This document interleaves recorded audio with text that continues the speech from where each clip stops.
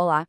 Hoje a gente vai mergulhar em um dos capítulos mais sérios e, vamos ser sinceros, mais chocantes da Bíblia, Levítico capítulo 10. É uma passagem que coloca a gente frente a frente com a santidade de Deus de um jeito bem inesquecível. Bora entender essa história. E a história já começa com uma pergunta pesada, né? O que pode ser tão grave a ponto de Deus consumir com fogo os sacerdotes que ele mesmo tinha acabado de escolher e consagrar? É exatamente esse o mistério que a gente vai desvendar aqui. Então, para começar, vamos direto ao ponto: o evento central. Um ato de adoração que deu terrivelmente errado e terminou em morte. Uma morte súbita e assustadora. Olha, para a gente entender o tamanho do impacto disso, a gente precisa do contexto. Isso não aconteceu com dois qualquer. Nadab e Abiú eram filhos de Arão, o sumo sacerdote. Eles tinham acabado de ser consagrados, estavam no auge, num momento que era para ser de pura celebração e obediência. Tá, mas qual foi o erro deles exatamente? O texto fala de fogo profano ou fogo estranho. O ponto-chave é o seguinte: o fogo usado para queimar o incenso no altar tinha que vir de um lugar específico, o altar de bronze, um fogo que o próprio Deus tinha acendido. Pegar fogo de qualquer outro lugar era basicamente uma ação não autorizada, uma invenção humana no lugar da submissão a Deus. Vamos quebrar essa violação em partes para ficar mais claro. Primeiro, eles agiram por conta própria, ninguém mandou. Segundo, como a gente viu, usaram fogo que não era o fogo sagrado, autorizado. E terceiro, e mais importante, ao fazerem isso, eles quebraram uma ordem direta sobre como a adoração deveria acontecer. Ou seja, não foi um deslize, um acidente, foi um ato de desobediência consciente. A consequência foi terrível, o que levanta a pergunta: por que uma reação tão severa, tão drástica? A resposta está no coração do livro de Levítico. A santidade de Deus exige respeito. Um respeito absoluto. A explicação vem pela boca de Moisés, que cita as palavras do próprio Deus. E aqui tem um princípio fundamental. Quanto maior a proximidade, quanto maior o privilégio de estar perto, maior a responsabilidade. E ninguém em Israel estava mais perto da presença de Deus do que eles. E tem outro detalhe super importante. A expressão perante o Senhor queria dizer que todo aquele espaço da tenda do encontro era considerado território sagrado. Cada gesto, cada ação ali dentro tinha um peso enorme. Eles não estavam num lugar qualquer, estavam no epicentro da presença de Deus com o povo. Agora, imagine a cena. No meio dessa tragédia, vendo dois filhos morrerem de forma tão violenta, a reação do pai, Arão, o sumo sacerdote, é descrita com apenas 4 palavras. E Arão se calou. E esse silêncio, olha só que profundo, não é de quem está paralisado pelo choque. É um silêncio de submissão, de reverência. Como sacerdote que estava em serviço, Arão não podia demonstrar luto da forma tradicional, sabe? Rasgar as roupas, por exemplo. Seria como um protesto contra a justiça de Deus. O silêncio dele foi um ato de obediência, provavelmente o mais doloroso da vida dele.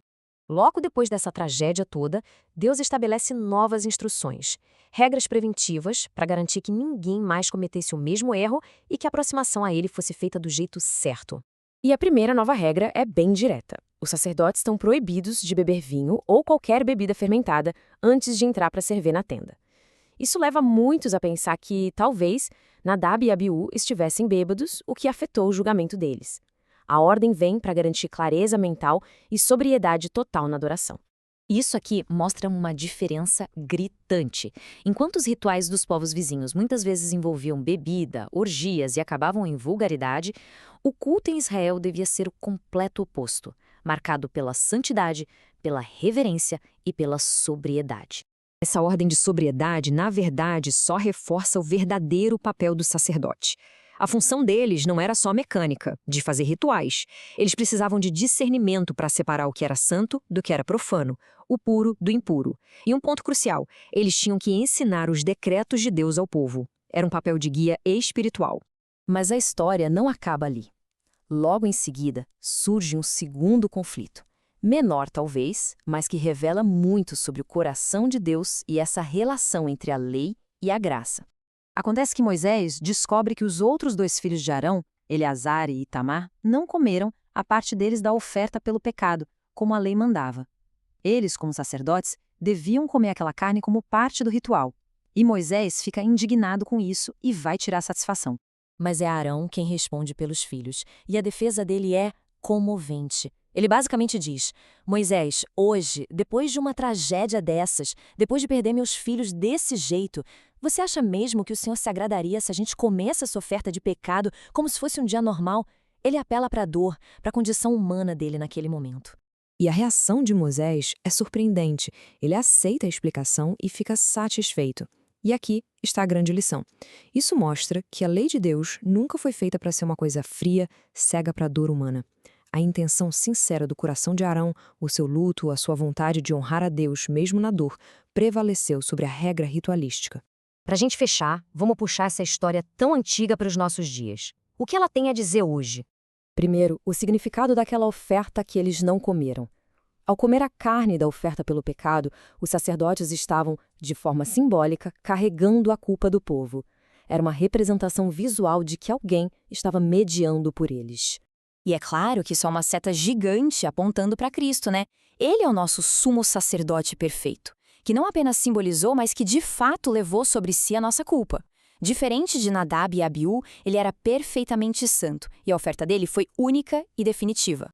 Então, o que a gente tira de Levítico 10? Primeiro, que a adoração a Deus é coisa séria, que privilégio e proximidade vêm com mais responsabilidade, que é possível confiar em Deus mesmo em meio à dor, como Arão fez, que Deus valoriza um coração sensível muito mais do que um ritual perfeito, e claro, a importância de servir a Ele com a mente clara, com sobriedade e vigilância. Tudo isso nos deixa com uma pergunta para refletir. Aquela expressão perante o Senhor nos lembra que toda a nossa vida é vivida na presença dele, não só os momentos de culto. A grande questão que Levítico 10 joga no nosso colo é: como estamos vivendo essa vida? Com que nível de reverência, de obediência e de consciência da sua santidade?